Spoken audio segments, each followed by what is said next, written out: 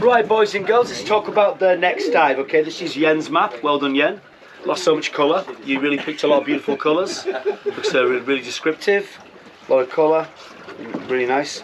So underwater, the dive site obviously is pink. Karang Makassar. Basically, Karang Makassar means Makassar Reef. It's also known as Manta Point. Most times when we come here, we see manta rays. However, if we don't see manta rays, in your logbooks, you're going to write Karang Makassar. If we see manta rays, you're going to write Manta Point. Fair enough? Okay, good. Okay, excellent, excellent. So basically, we're going to be starting the dive. Well, the actual reef itself, Karang Makassar Reef. If you look in the distance, if maybe at the right height, there's a couple of sandy islands over there. One's got the flag in it. And over this side, you've got a mangrove where that little boat is parked over there. Basically, the dive site itself is about 2 kilometres long. So about 1.5 to 2 kilometres. Last time I measured it with my tape measure, it took 7 hours and 19 tanks to get through it. But I measured 2 kilometres. That's a joke, I was never there. Okay, now, it's a pretty simple dive site, guys. Basically, what it is, looks a bit like the surface of the moon. So what you've got down there is basically a bunch of like coral rubble. Now, in between the coral rubble, there's all these beautiful mini reefs. And some of these mini reefs, like they, we call them mini reefs. Some of them are 100 meters long. So you've got various rocks and coral structures and like areas of coral. And what we do basically, guys, to give us the best chance to see manta rays, is rather than just going straight on a straight line with the current, we cross the current. So basically, either the current's pushing us like this, we're going to basically zigzag across the current, going between say 7 meters and possibly 15 meters, probably at the deepest point. Normally mantas are quite shallow creatures basically, but however these mini reefs are very beautiful and basically they act as a refuge for the fish in that area. So one mini reef, for example, you'll get like butterfly fish, angel fish, trumpet fish, trigger fish, groupers, snappers, like different kinds of puffer fish, damsels, wrasse, and also what's the other one that cleans the mantas? I've just lost my mind. Butterflies, yeah, butterflies, okay. So basically, guys, what happens is the manta rays hover over these cleaning stations, over these mini reefs, and what happens is the small fish go up to them and basically clean their skin. So what we do, guys, if we see a manta, obviously we don't want to disturb that process. So if a manta's being cleaned, we always want to make sure we give about 5 meters distance from the manta. However, guys, if the manta comes over to you and starts floating above your head and gives you the magic manta tap, that's not your fault, okay? So basically what we do, guys, is this. If your guide sees a manta, they're going to give the manta sign. They're going to give that sign basically. What they'll first do is they'll check below them. Now, like I said, in between the mini reefs, you've got a lot of coral rubble. So basically, it's possible to lay down on that coral rubble without damaging anything. But before you do that, check below you, make sure there's nothing like a scorpion fish sitting on the bottom, or maybe like a shrimp or something. And if you see a manta, what your guide will do, your guide will give the manta sign and basically will deflate the jacket by holding the hose as high as possible, will let the air out. And your guide will now go flat on the ground, so therefore if you're in the current, you now become more streamlined and it's easier to grab onto something and support yourself while enjoying the time with the manta. So whenever possible, guys, you like to get low. If you go the same level as the manta approaching it, it's going to freak out basically and leave. So the lower you get, the safer the manta feels basically, and it's easier to get closer to them. Now, if a manta comes at you straight out of the blue, what we don't do, because normally if they're swimming in the blue, it's because they're feeding. They're going into the current, we're going with the current. So basically, they'll have their mouth open. Now, if you keep going in a straight line, you'll go inside their mouth. Then you've got the job of being a dentist, okay? Don't do that. Basically, guys, what we do is we move to the side, because what we don't want to do is allow our bubbles to go straight into the manta's face, because again, some of mantas, sometimes they like it, sometimes they don't. So chances are, if the bubble is going straight in its face, it's going to leave the area. So what we normally do again, if a manta comes by, guys, your guy will give the manta sign.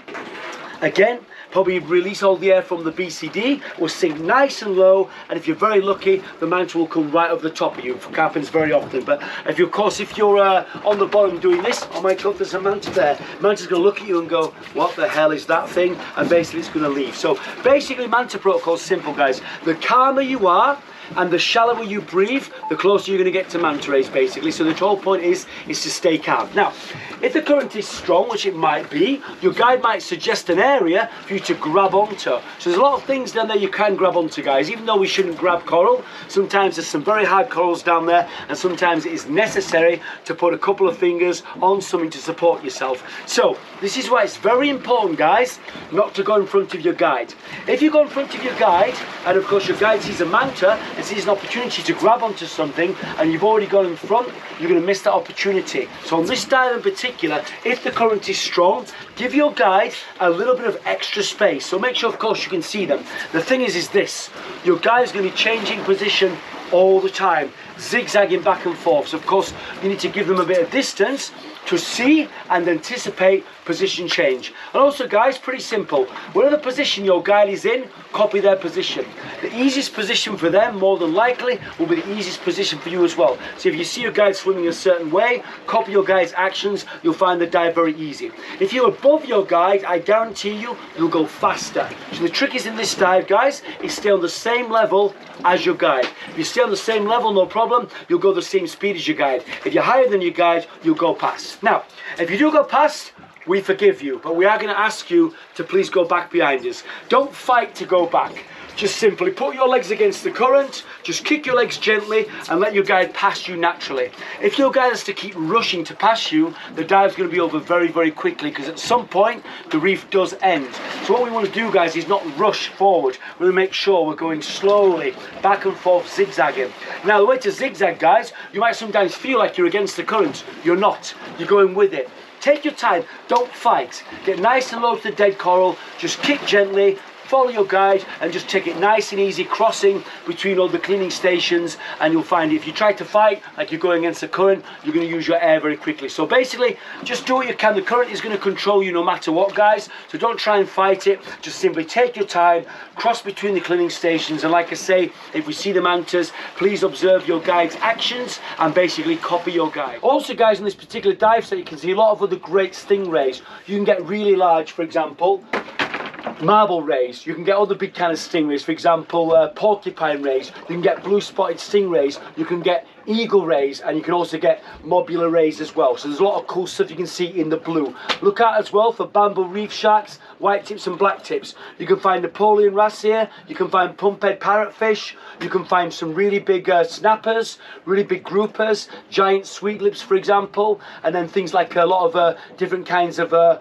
fusiliers, basically, many kinds of surgeonfish, many kind of boxfish, and of course the bastard of the sea, the triggerfish. Again, triggerfish, guys, they can be a little bit aggressive, especially the Titan triggerfish. It's a large one with an ugly face and a bad temper. Basically, if you see your guide giving the triggerfish sign, your guide might say to you, problem. If it looks like it's acting aggressively, don't go, that's a nice fish, and swimming over the top of it, because if you swim over the top of it, its attack zone is exactly above where you are. So basically, a triggerfish's attack zone, if it's got a nest, is like an upside down cone going up. So if you go over the top of a large Titan triggerfish and it is feeling territorial, it's going to come at you. Now, if it comes at you, guys, first thing is you've got two options. You can kick away like this. Don't go up, because it will keep coming at you. Isn't that right? Yeah, so don't go up, yeah? Go onto your back and kick away like this. Your guide, of course, will try to come in with his magic wand and go, Expelliarmus, okay? That's what we'll try to do. Probably won't happen. However, kick on your back like this. It will attack your fins a couple of times. Once you're out of its zone, it should leave you alone. Option number 2 is punch it directly in the face. I have punched one and it feels awesome, okay? So try that if you like, but you're going to get some cut knuckles because it'll bite into your hand a little bit as well, okay?